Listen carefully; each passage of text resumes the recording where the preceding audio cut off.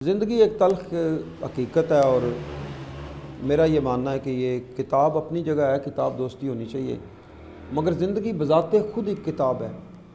इसका हर दिन आने वाला कोई दास्तान लेके आता है, हर रात कोई पैगाम लेके आती है, हर सुबह को फसाना अपने साथ लाती है। एक वाक़या आपके साथ शेयर कर रहा हूँ। शहर लाहौर से एक टैक्सी ड्राइवर के साथ सफ़र करने का इत्तेफाक हुआ। हस्बे आदत मैंने पूछा, बाबा जी इस सफ़र के दौरान कोई ऐसा वाक़या कि जो आपको कभी आप भूल ना पाएँ? तो उन्होंने मुझे ये बताया कि एयरपोर्ट पे खड़ा था, सख्त सर्दी की रात, तो एक ख़ातून, ज़ईफ़ ख़ातून गाड़ी में बैठी, माल रोड के लिए कहा उन्होंने। तो माल रोड के करीब जब मैं पहुंचा तो मैंने हस्बे आदत, एक ड्राइवर की ज़िम्मेदारी है पूछना कहाँ उतरना है, तो मैंने पूछा मैम कहाँ उतरेंगी? तो धीमे से लहजे में बड़ी कोई करबनाक आवाज़ थी और वो कहने लगी कि पता नहीं। मुझे बड़ी हैरानगी हुई कि मैं चौंक गया इस बात के ऊपर। तो फिर ठहरे हुए एक अंदाज में आवाज़ आई कि मेरे भाई का ये नाम है। भाई मैं तो 40 बरस बाद पाकिस्तान आई हूँ। तो खैर नाम सुना तो मैंने कहा जी उनको कौन नहीं जानता, वो तो करोड़पति हैं, बहुत बड़ा उनका ऑफिस है। लम्हों में गाड़ी वहाँ पहुँच गई। एक महल नुमा एक प्लाज़ा था। मैंने इशारा किया कि मैडम ये उनका दफ्तर है। तो वो सीढ़ियाँ चढ़ने से पहले मुझे बड़े एतमाद की नज़र से देख कहते हैं भाई रुकना, मेरा इंतज़ार करना, मैं आ रही हूँ।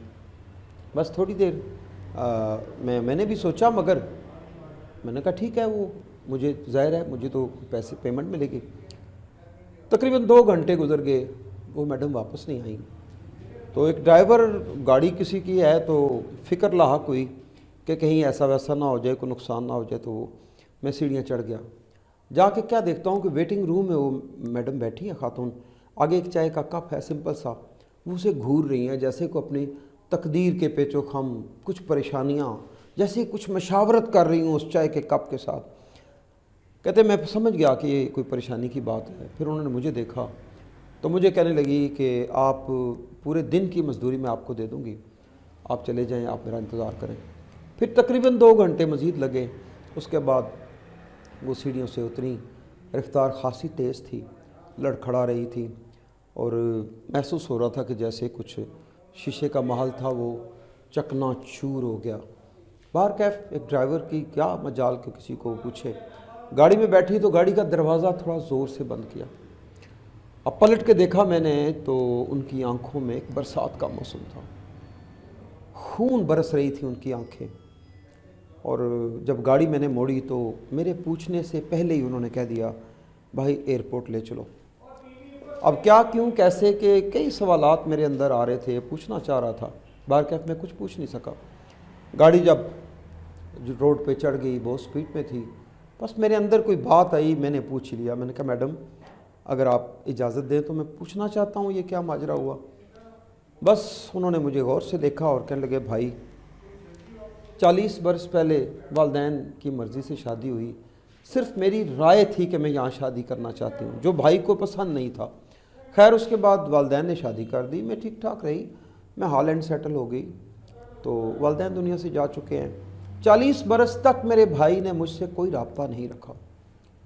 आज मैं ये समझती हूँ कि मैं आंखें बंद करने के करीब हूँ, तो मैंने चाहा कि मैं भाई को देखाऊँ। इतने घंटे भाई ने इंतज़ार करवाने के बाद निकल के मुझे कहा कि बहुत अच्छा लगा तुम आई हो। पहले तो पहचानने से इनकार किया, फिर पहचाना तो फिर एक बड़ी अजीब सी सूरत बना के कहा कि तुम मुझे अपना कार्ड दे दो, किस होटल में ठहरी हुई हो, जब मैं फ़ारिग हो जाता हूँ तो फिर आएंगे, 2-3 रोज़ की बात है, मज़े की बातें करेंगे। तो बस फिर मैंने पलट के ही जाना था। तो वो ड्राइवर कहते हैं कि मैंने बड़ी जुर्रत की। मैंने कहा उनकी हालत देखकर कि मेरी बहन, मैं एक गरीब आदमी हूँ, गाड़ी किसी की है, कच्ची बस्ती में मेरा घर है, सादा सी बीवी है, 3 बच्चियाँ हैं जवान, तो अगर आप मुनासिब समझे तो मेरे गरीब खाने को रौनक बख्शे। बस शायद वो इस हालत में थी कि उन्हें कुछ रेस्ट की ज़रूरत थी, या कोई नसीबों में ये था हमारे कि हमने वो अश्क साफ़ करने थे। उन्होंने कहा चलो भाई ले चलो।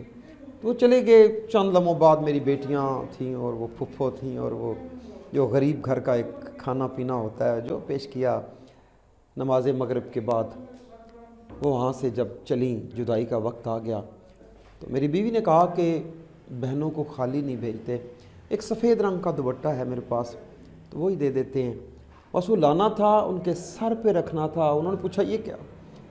تو ہم نے بس شرمندہ کہا جی بہن ہماری یہ مشرقی جو ہے نا روایات اس میں ہے کہ بہو بیٹیاں گھر سے خالی نہیں جانی چاہیے۔ تو بس انہوں نے ایسے سر پہ ہاتھ رکھ لیا جیسے کوئی چوٹ لگ گئی ہو، جیسے کوئی زخم آ گیا ہو، جیسے کسی نے پتھر مار دیا ہو۔ اس کیفیت میں اپنے ہاتھ کو سر پہ روک لیا اور اتنا روئیں۔ انہیں کبھی احساس ہو رہا تھا اس خاتون کو کہ کسی نے آسمان دوپٹے میں باندھ کے سر پہ رکھ دیا ہو، آسمان چھوٹا ہو گیا ہے۔ کبھی وہ محسوس کر رہی تھی کہ دنیا ساری کے پھول کسی نے مجھ کو نظر کر دیے ہوں۔ کبھی ان کو لگ رہا تھا کہ اس دوپٹے میں کسی نے چاند سورج لپیٹ کے مجھے نذرانہ کر دیے ہیں۔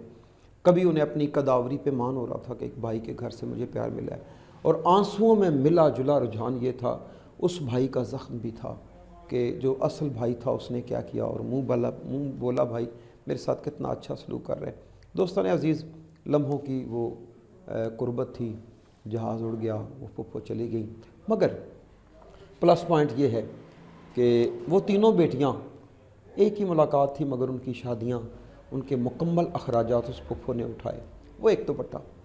تو پوچھنا یہ چاہتا ہوں کہ کیا دولت کے نشے میں بہن کی ظاہر جائیداد بھی تھی، پراپرٹی، وہ بھی بھائی کھا گیا، خلوص بھی نہ دے سکا؟ کیا معاشرے کا ایسا پہلو قابل ذکر ہے یا نہیں؟ ہمیں یہ سوچنا ہے کہ نہیں؟ اسی پہ اجازت چاہوں گا۔ السلام علیکم۔